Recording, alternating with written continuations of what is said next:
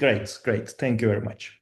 So today, as Mariana said, I will talk about neuromorphic edge computing and especially the sustainability aspects of this upcoming architecture. I will start simple, define some of the terms that are in the title in case you are not familiar with them, and then bring everything together um, at the end.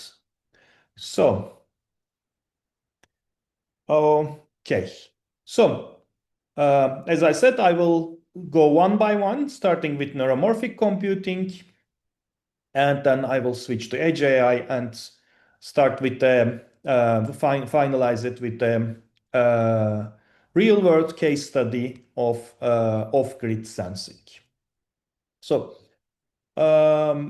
you might have heard about Moore's law, that is the observation that number of transistors in an integrated circuit doubles every 2 years or 18 months, depending on how specific you want to be.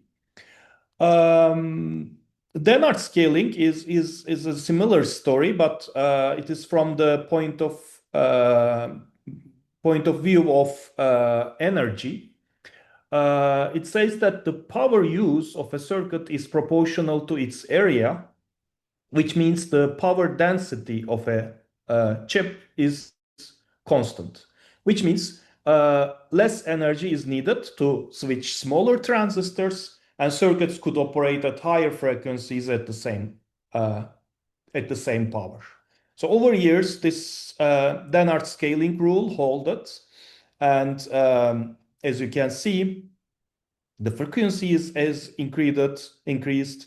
Single thread performance has increased, but along with the number of transistors. But now the leakage of current becomes the dominant factor here. This is so-called the power wall that has power wall limited the practical processor frequency around 4 gigahertz around 2006, and then our scaling broke down. So we can't have faster switching transistors and keep them at the same power density. So since this rule doesn't hold anymore, people started looking for new architectures to cope with. And the main issue was identified is the von Neumann bottleneck in conventional computers. This von Neumann bottleneck is the transfer of data from conventional memory to the processing unit, and then moving back the results back to the conventional memory. This transfer process was the limiting factor, and it didn't allow any faster transmission or any faster processing. So it is the limited bandwidth between processor and the memory, and it resulted in excessive heat due to high clock rates and intensive data transfer when we increased frequency and increased the CPU capabilities. And this was designed primarily for sequential processing. We could have multiple CPUs or multiple threads to have parallelism, but the initial idea or initial design was intended for sequential programming. So when people were looking for alternatives, they took some inspiration from human brain, because human brain is extremely efficient in terms of energy. Here we see some of the CPUs in over time from 70s to our day. We continue to increase clock frequency, and the power density continued to increase. But when we look at the human brain, the electrophysiology studies show that the awake human, awake human brain has rates of spikes between 5 and 15 hertz, so very low clock frequency. And is a 7 or 8 order of magnitude smaller than computers. And the power density is around, so the human brain consumes around 20 watts of energy divided by the cortical surface of 2000 centimeters square, we would have around 0.01 watt per centimeter square. So this is also 4 or 5 orders of magnitude lower power density than chips. Yet the brain can do amazing computation with such low frequencies and such low energy usage. So an idea came to copy some of the features of human brain to be able to have more efficient, more energy efficient computers. And of course, the purpose of this was to avoid the power wall that halted the Dennard-Terra scaling. So here we see traditional von Neumann architecture on the left side. We have binary inputs going to the CPU. CPU communicates with the memory, and we have binary outputs. And in neuromorphic architectures, so architectures that mimic the human brain, we have neurons and synapses doing both processing and memory. So these two operations are not separated. We don't have separate memory and separate processing. They are the same thing. And the inputs or outputs are so-called spikes, so electrical signals.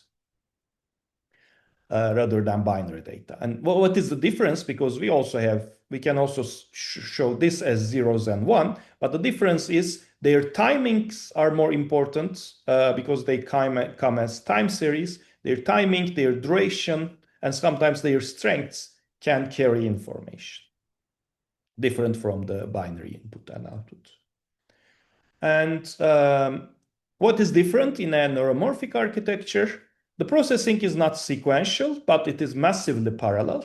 So these inputs reach multiple neurons at the same time, and in parallel, they transfer new spikes to the next set of neurons. And this happens in each neuron independently from the rest of the neurons. So it is massively parallel instead of sequential CPU. Computation and memory is not separated, as in the von Neumann architecture, it is co-located. The programming, instead of binary instruction, is done by neural networks, spiking neural networks. I will talk about those in a minute. The communication, as I said before, is not binary data, but spikes.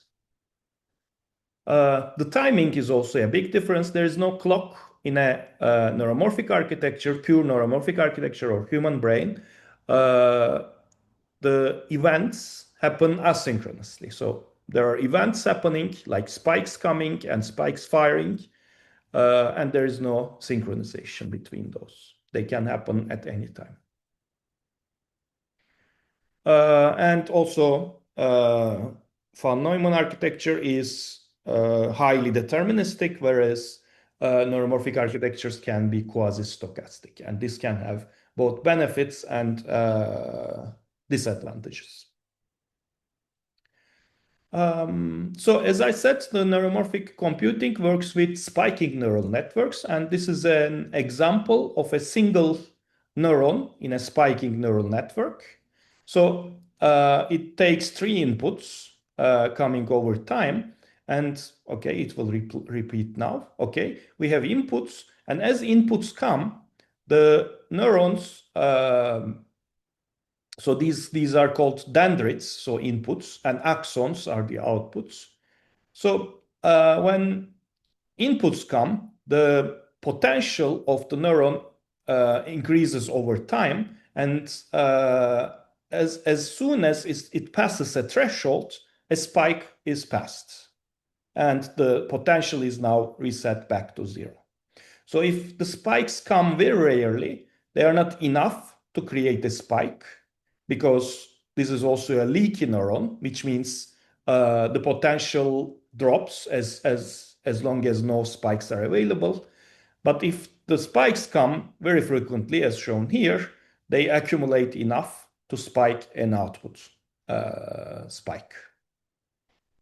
And of course, this is a single neuron. In a spiking neural network, we have hundreds, if not thousands, or tens of thousands of neurons interconnected with recurrent and irregular connections, including loops sometimes. So it's a very dense network. But the good thing is each neuron is only active when there is an input. So when there is no input, this neuron doesn't consume energy, which results in massive energy savings.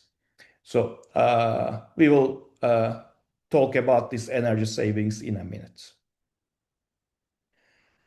And this hardware that mimics the human brain, neuromorphic hardware, are already in production in some leading chip developers like Intel, IBM, or some universities like University of Manchester or Heidelberg University that create these boards of neuromorphic chips.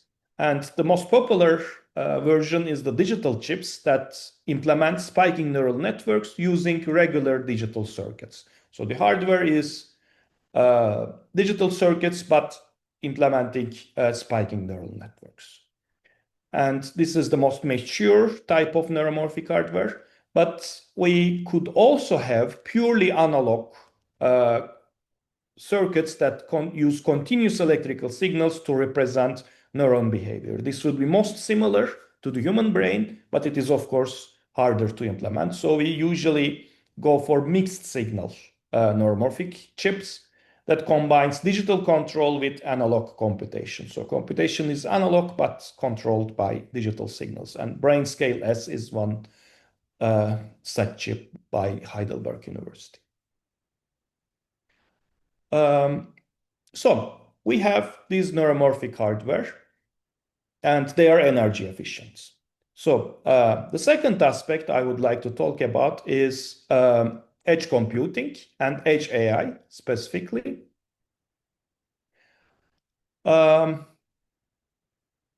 Edge AI means,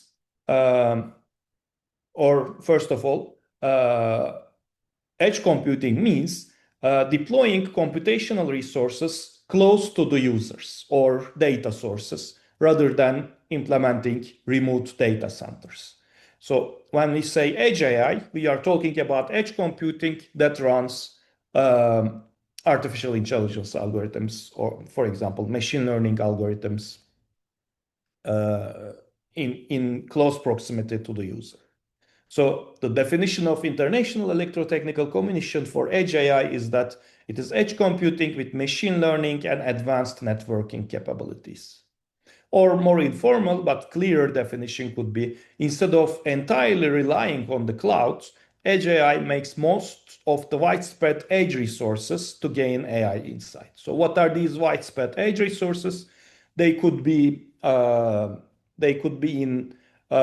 boxes in telecom towers, or they can be smart home hubs, or even your mobile devices themselves. In this example, we separate mobile devices generate data, they transmit it to the edge server. Edge server runs some intelligence on it and passes some of this data for further processing to the cloud. So cloud receives the least amount of data, but has the most highest level of intelligence. Most complex machine learning models could run in cloud. And on mobile devices, we have the least capability of processing, but we have the most amount of data. And the purpose of edge AI, or one of the purposes, is to transmit as little as possible to the cloud to save bandwidth and also to save energy, because data transmission is also energy consuming. So these edge servers are located much closer to the data sources compared to cloud. And by saying closer, we mean they have higher data transmission rates at the cost of lower computational power. So they are not as strong as cloud, but they are in short distance and low latency. There are different ways of deploying machine learning or AI algorithms in edge infrastructures.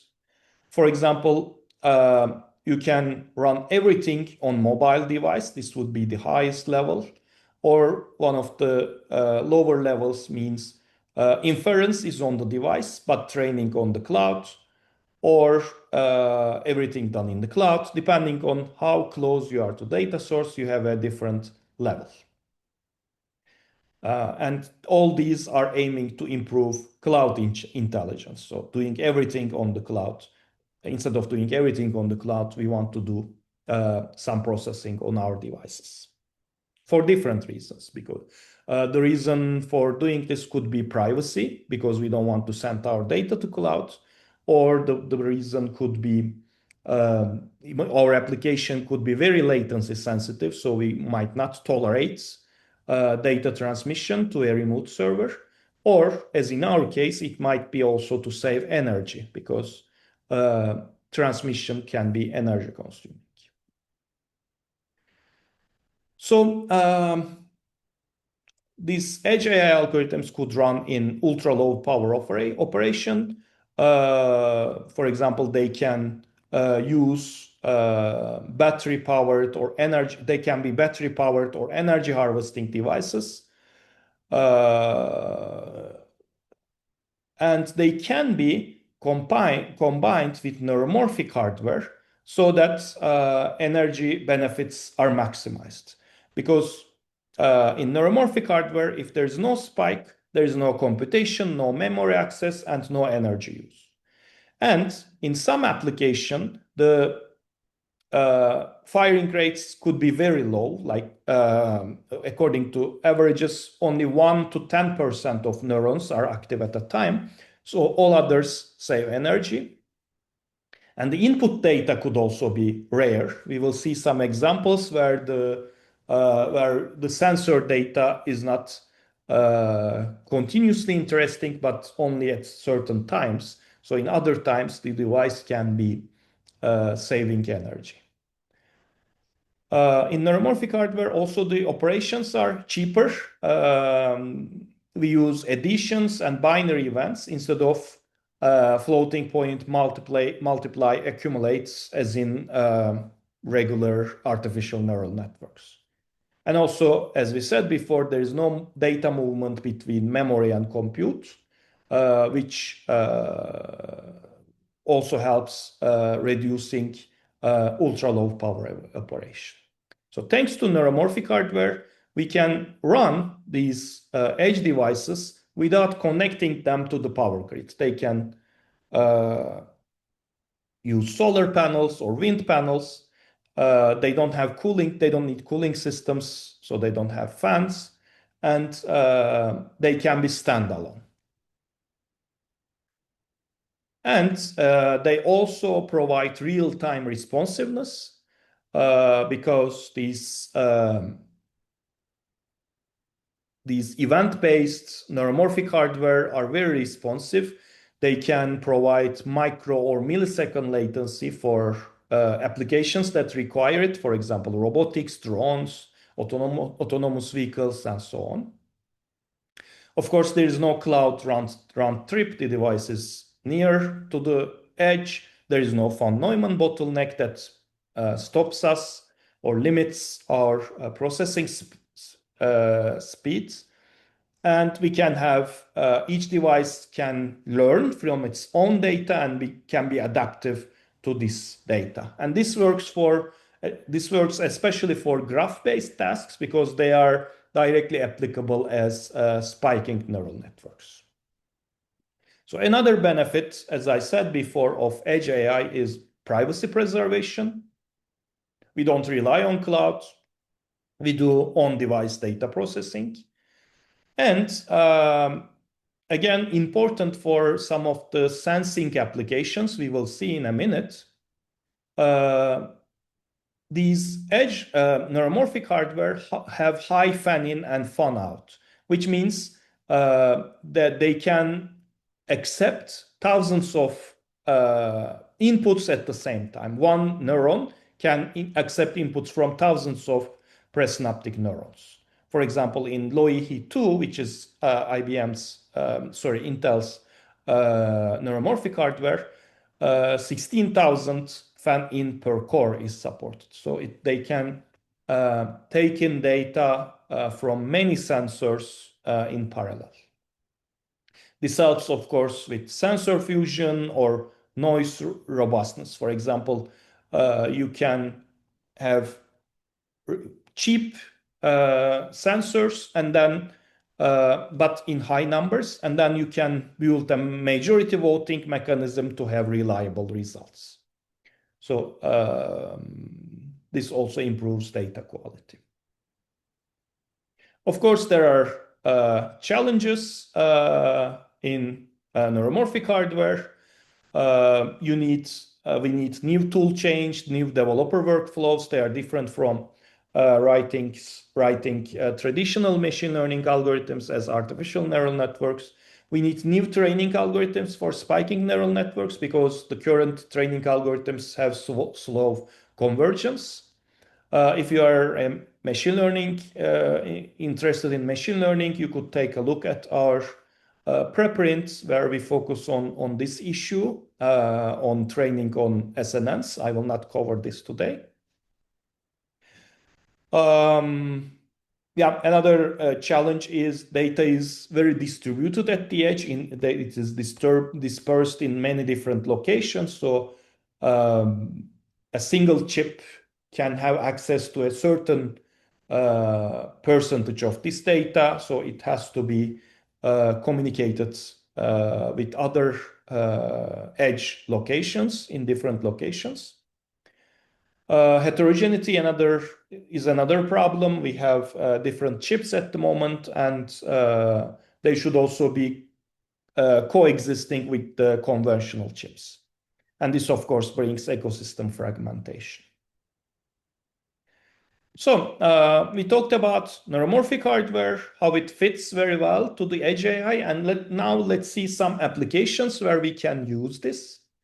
And a very fitting type of application or a category of applications that I found is off-grid sensing. So what does that mean?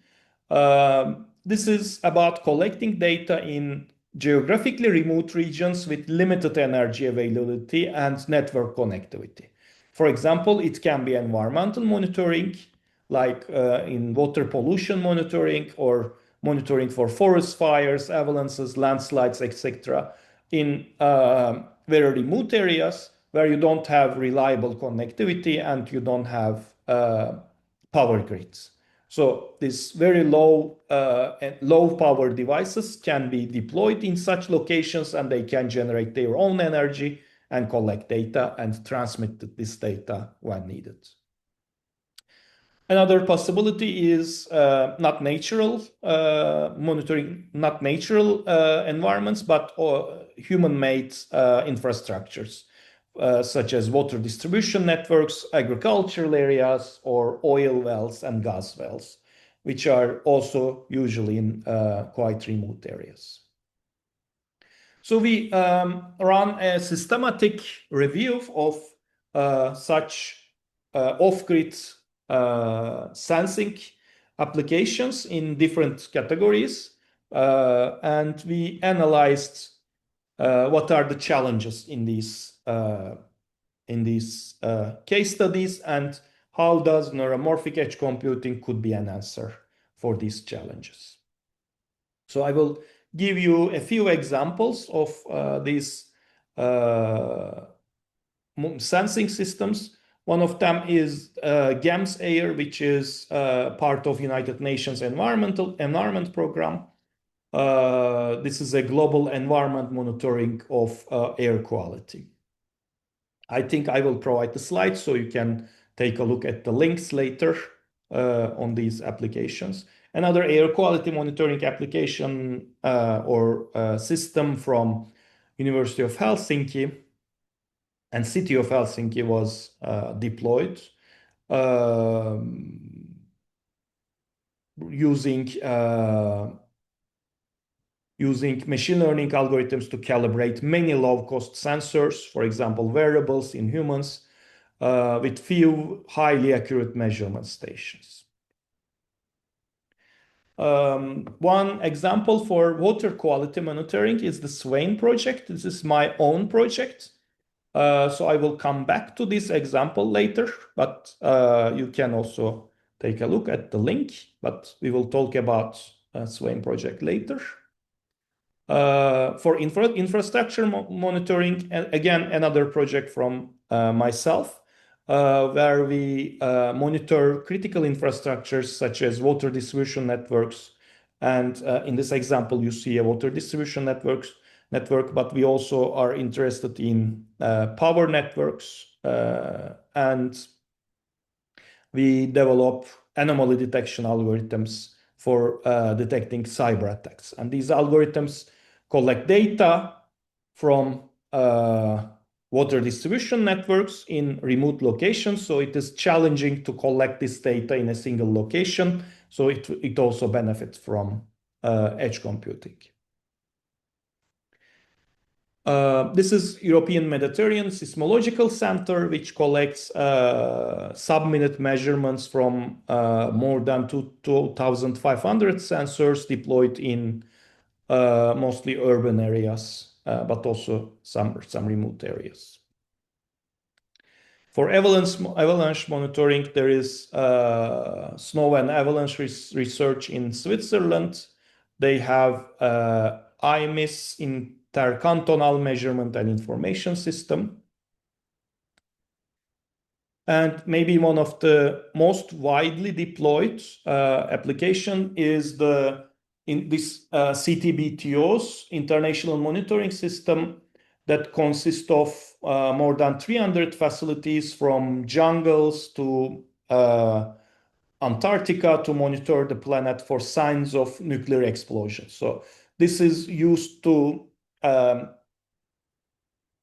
check that countries are agreeing that signed this nuclear test ban treaty do not do nuclear tests. So they monitor this data all around the world. As I said, they have to cover the whole globe. So the sensors are deployed in hundreds of locations. And this data is collected in a data center here in Vienna for processing. And all these examples have energy challenges because these devices are in remote areas. But one might argue that these devices do not consume as much as energy compared to a data center. Data centers are very power hungry, but these sensors are not that a significant problem in terms of energy consumption, which is true. But we are looking beyond energy efficiency in sustainability. Because if we want to deploy such systems that collect data in remote areas, we would have to bring energy and network availability to this location. So we have to build infrastructure, which would affect the natural environment. If they are battery powered, then the lifetime of battery and its disposal would be a problem. They would create a lot of e-waste. They will have physical disruption to the ecosystems there, and there will be carbon footprint of manufacturing and installing these systems. So neuromorphic edge computing could solve these challenges. We can have energy harvesting devices that require no battery, and they can generate their own energy, so we don't need any infrastructure. We can reduce the number of hardware required. We can have fewer sensors and sites, less frequent communication, and we can improve the efficiency of processing. So we are saving energy, but not only saving energy, we are also reducing the carbon footprint of the monitoring systems. So there are double benefits, let's say. And in this systematic study, we identify 4 challenges that is limited in these case studies. These are electricity access. Most of the applications have low potential for electricity access. They have low potential for connectivity network as well. They have high safety risks. And the number of sensors and their dispersion around the world is quite high, which causes, as I explained in the previous slide, it's a challenge to have a good coverage of the target environment, and good coverage require high number of sensors, which undermines sustainability in terms of cost, energy, network use, and ecological footprint. So, as promised, I am now coming back to Swain application or Swain example for water quality monitoring. So, in this example, we are interested in facilities along rivers that cause pollution. And the problem is there can be hundreds of or thousands of facilities that use river water or release water to the river, and it is very expensive to put monitoring systems for each facility that use the water. So our solution proposed building measurement station in critical locations along the river and collect continuous data regarding water quality. Then, since we are in remote areas, we cannot send this raw data to the cloud because the network is not reliable. Instead, we have a nearby edge server where we collect the river water quality data and run a local watershed model. And our purpose is not only to detect the pollution, but we also want to have a digital representation of the water flow, and we can backtrack where this pollution is coming from. And to be able to do this, we need some processing. And Edge Server provides enough processing for local modeling of a certain area, but to have a bird's-eye view of the whole river watershed, we would need to combine different edge servers along the river, and this is done periodically by communicating with the cloud service. So you might say that, what about network? You said network is not available. How do we communicate with the server? The difference is raw data is in very large size, and we are collecting raw data only locally. And when communicating with the cloud server, we are only communicating model updates, not raw training data. And this means this is multiple orders, smaller data and less frequent data. We don't have to have updates all the time. We can do it every hour, and we can use low energy and low bandwidth communication protocols such as LoRaWAN for this communication. And once we detect a pollutant in the river and we backtrack its source, we send a warning signal to the authorities so that they can stop the water flow to the river from the suspicious facility.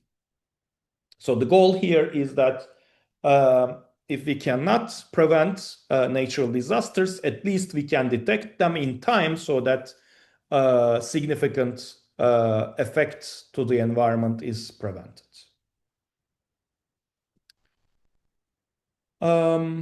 So what we did in this area is, one of the directions that we followed was to have a distributed model synchronization. As I said, these edge models have to communicate with the cloud server to have a global view of the whole watershed. But the challenges are communication is intermittent, bandwidth is low, and compute nodes are fail prone. I said before that they generate their own energy. These systems can sometimes might not be sufficient, and device can go into a standby mode and then be activated again. So we first analyzed these distributed model synchronization in various scenarios and showed that, as you can see in this paper, we showed that a complete synchronization is not necessary. We could reduce the number of sensors. We could get data from less sensors and still have the same level of accuracy.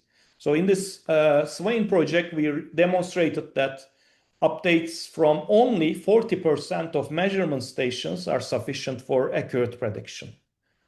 Of course, these results are not yet validated on neuromorphic hardware. We could even improve this value with more neuromorphic benefits. But further research on communication efficient model synchronization is needed. This is our vision for deploying water quality monitoring system using neuromorphic hardware. So regular gateways would be replaced with neuromorphic nodes, and large but fewer sensors will be replaced by tiny low-cost sensors, because we can, as I said before, we have low fan-in, we can have more input data to each neuromorphic hardware.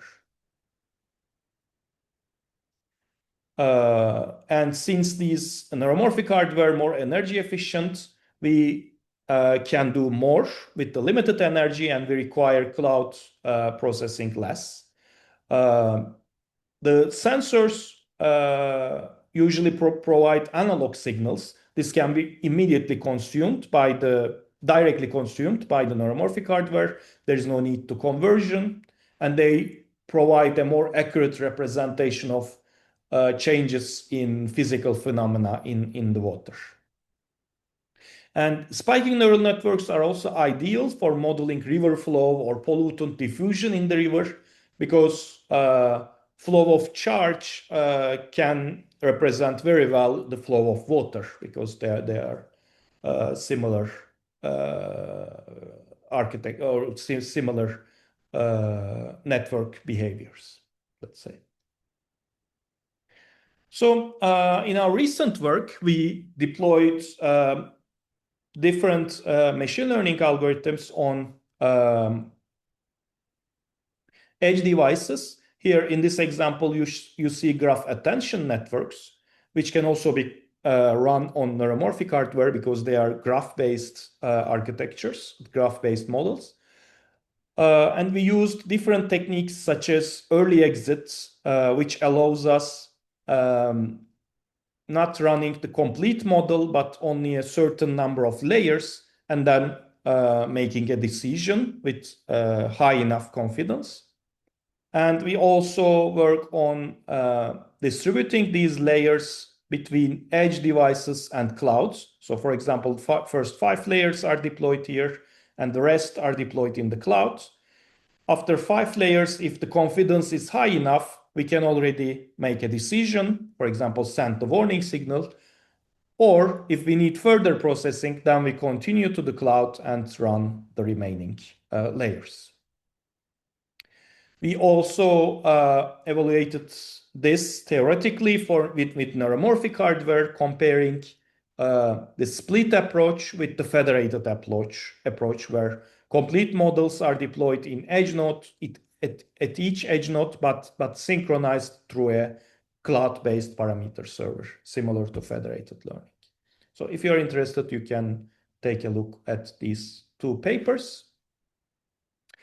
I think this is the end of my talk now. I am coming to end, and the conclusion is that neuromorphic edge is a promising solution to the challenges that we have currently in IoT and AI-driven monitoring sensing applications, especially in off-grid environments.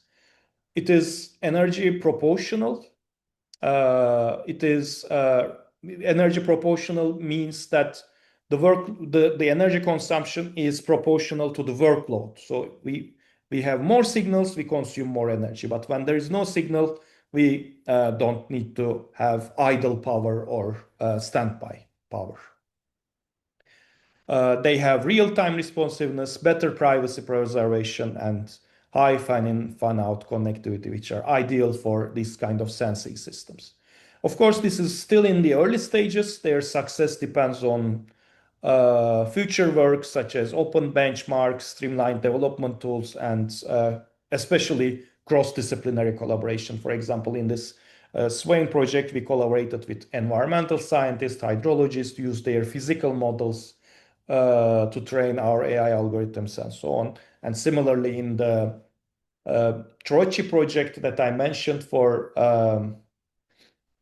monitoring the critical infrastructures such as water distribution systems, we collaborate with civil engineers. So thank you very much, and I am happy to have your questions.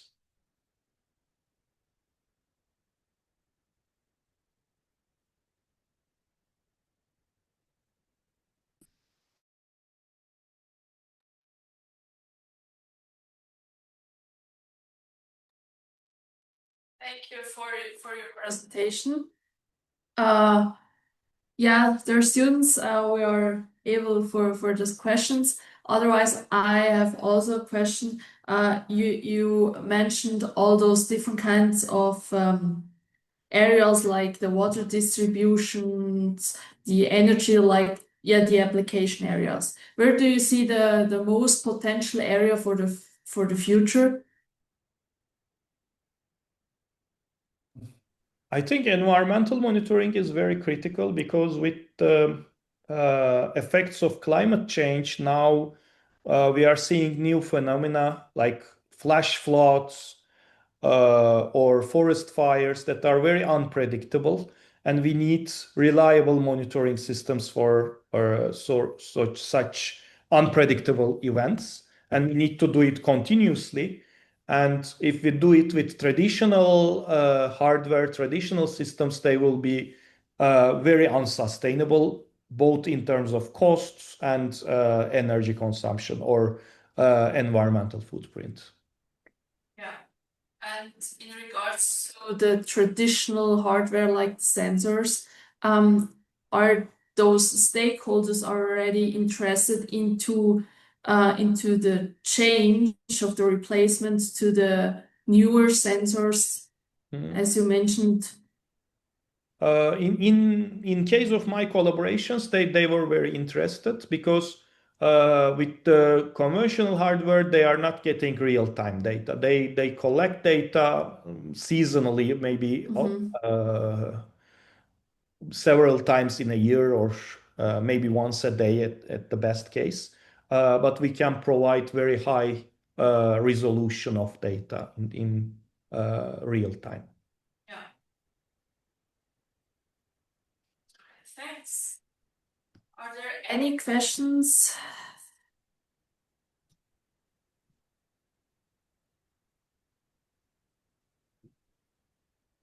So for not, maybe someone is typing.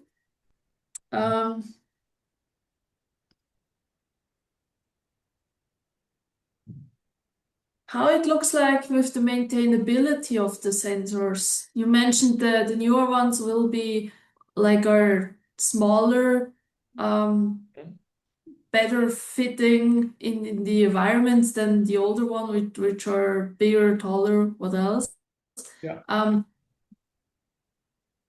If it's integrated into the water and everything, how is the maintainability? It's more difficult or the same as already is?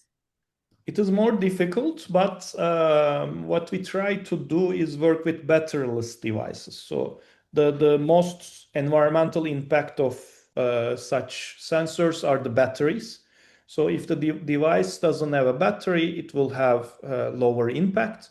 And there is also research. I'm also working with the environmental research network of the University of Vienna, and we have colleagues there who develop chips with decomposable materials.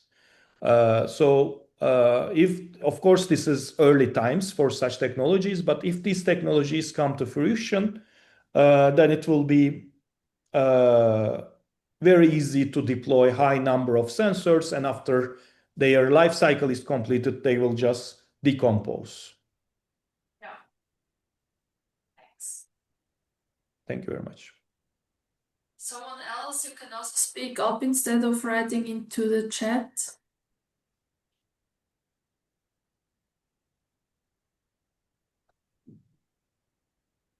It looks like there's no other question. Otherwise, thank you so much for the very informative presentation. And if it would be nice if you can send me also the slides Sure. for that we can put it on the webpage. And otherwise, thank you again, and then have a nice evening. And also to everyone else, have a nice evening, and see you next week for the next presentation. Thank you. Bye bye. Have a nice anniversary. Thanks. Bye. Bye.